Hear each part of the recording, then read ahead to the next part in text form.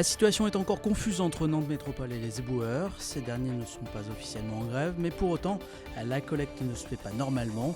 Des discussions sont en cours entre les deux parties pour tenter de trouver une solution. Anaïs Michaud. Parmi les points de blocage, les effectifs. Ils sont aujourd'hui 210 agents à la collecte des déchets à Nantes, un chiffre amené à évoluer. L'administration propose de supprimer 24 agents, ce qui correspond à peu près à 10% d'effectifs, et de les redéployer comme remplaçants sur tous les sites de l'OPC, c'est-à-dire Jean-Vrac, Carquefou, Grande-Bretagne, ou le Pèlerin, ou la Montagne.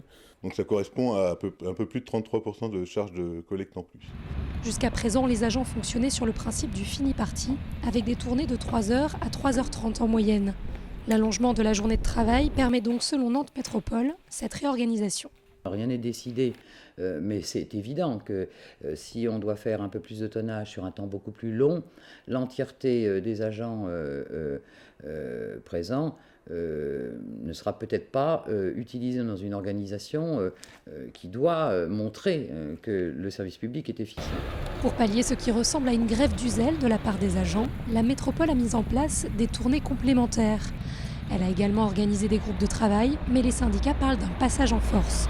S'ils ne sont pas reçus par l'administration pour engager des négociations sur les effectifs, le travail les samedis et les jours fériés, ils se mettront en grève à partir de jeudi.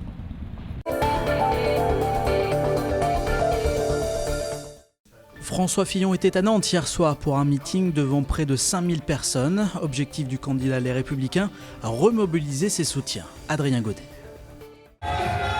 Regonfler le moral des troupes, tel était l'objectif de François Fillon en arrivant au Parc des Expos. Le hall 2 n'avait pas assez de places assises pour accueillir des militants venus de toute la région. Je pense que c'est le seul aujourd'hui qui peut redresser la France économiquement, même si voilà, ça va être une période d'austérité et dure pour les Français. On considère qu'il a un programme sérieux, intelligent. C'est un homme d'expérience, donc il n'y a aucune raison de ne pas lui faire confiance. Le candidat de la droite et du centre a d'ailleurs demandé à être jugé sur son parcours et son programme. Ses cibles, Emmanuel Macron et l'attentisme selon lui du gouvernement, notamment dans les dossiers de Notre-Dame-des-Landes et des chantiers de Saint-Nazaire. Je demande au gouvernement de trouver rapidement un accord qui permette de pérenniser les chantiers de l'Atlantique. Il a beaucoup parlé dans son discours de tout ce qui est énergie marine, toute cette économie de la mer, ici avec Nantes, cette ouverture que nous avons. Notre travail à nous, c'est de remettre le projet porté par François Fillon au cœur de cette campagne. Plus de liberté, plus de responsabilité, plus d'autorité. Largement présente autour de Bruno Retailleau, le président du conseil régional, la droite locale cherchait justement à tourner définitivement la page des affaires. On a un boxeur qui a pris des coups, qui s'est relevé. Et François Fillon a fait, pendant tout ce début de campagne, la preuve de sa solidité. Il y a eu des personnes qui ont été déçues, qui ont pu temporiser leur soutien. Et aujourd'hui, ils ont refait la part des choses. Ils ont surmonté ce qui pouvait être pour certains une déception. François Fillon a conclu son discours de 45 minutes en appelant justement ses soutiens ligériens à s'engager dans la bataille.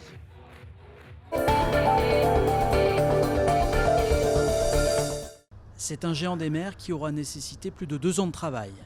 Débutée en avril 2015, la construction du paquebot MSC Meraviglia est entrée dans sa dernière phase. Jeudi matin, le navire construit par les chantiers STX quittera le port de Saint-Nazaire pour 3 jours d'essai en mer. Le MSC Meraviglia, c'est un monstre de plus de 300 mètres de long pour 43 de large. Il dispose de plus de 2000 cabines pouvant accueillir 5700 passagers ainsi que 1500 membres d'équipage. Le Meraviglia sera officiellement livré fin mai et baptisé le 3 juin au Havre. Il prendra ensuite la direction de la Méditerranée pour sa croisière inaugurale. Pour inciter les personnes en situation de handicap intellectuel ou psychique à voter, la ville de Rezé a organisé un atelier en amont du scrutin en conditions réelles. Éric Egon. Quand on vote, du coup on va le faire tout à petit, on prend une enveloppe.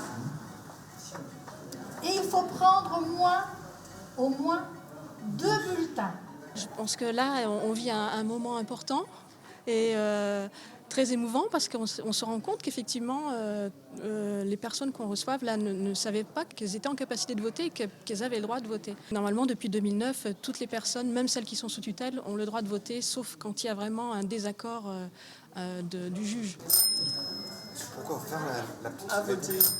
Et au fur et à mesure qu'il y a une enveloppe, vous voyez qu'on ouvre l'urne, donc tout est en conditions réelles. La seule chose qui diffère, c'est qu'on leur a fabriqué des fausses cartes pour ne pas utiliser leurs vraies cartes quand ils en ont.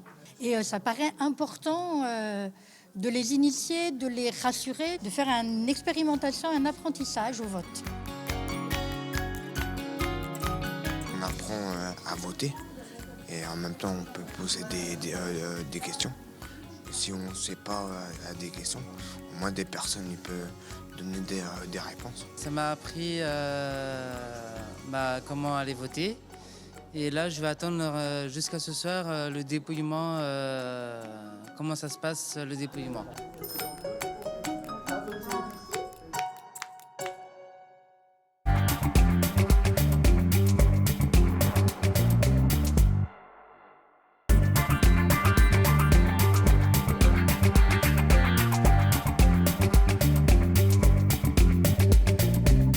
Nous sommes dans les productions classiques et particulièrement en filière longue sur une crise qui dure, notamment sur la production laitière, la production viande bovine, la viticulture dans notre secteur qui est également très affectée. Je pense que nous prenons de plein fouet aujourd'hui le fait d'être sur des marchés sur lesquels nous n'avons pas forcément beaucoup de prise et qui génèrent finalement des fluctuations de prix importantes et qui se traduisent par des revenus extrêmement faibles, voire des pertes importantes dans certaines productions.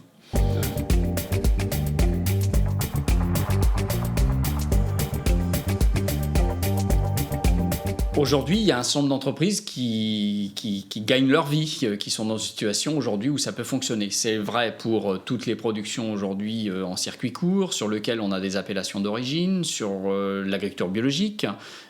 Certaines filières longues aujourd'hui, quand elles sont organisées et dans lesquelles la place du producteur reste prépondérante, aujourd'hui, il y a plein de voies pour s'adapter.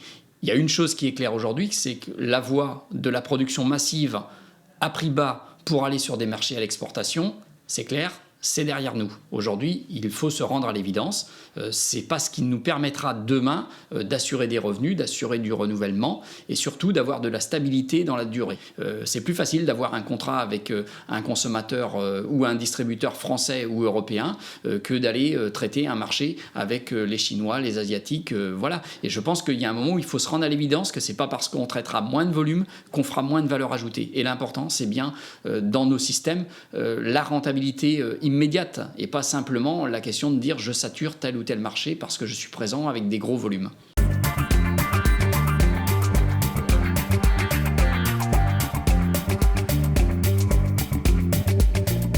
Nous sommes face à un enjeu important de renouvellement des générations puisque beaucoup d'exploitants agricoles se retrouvent avec la moyenne d'âge des producteurs agricoles est relativement haute.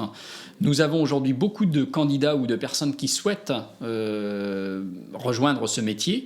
Il reste aujourd'hui à les accompagner correctement, donc à leur permettre finalement de s'intégrer sur le plan local, de trouver du foncier, de répondre à leurs demandes en termes de type de production. Et il est clair aujourd'hui que les productions qui sont à transmettre aujourd'hui ne sont pas forcément celles qui font aujourd'hui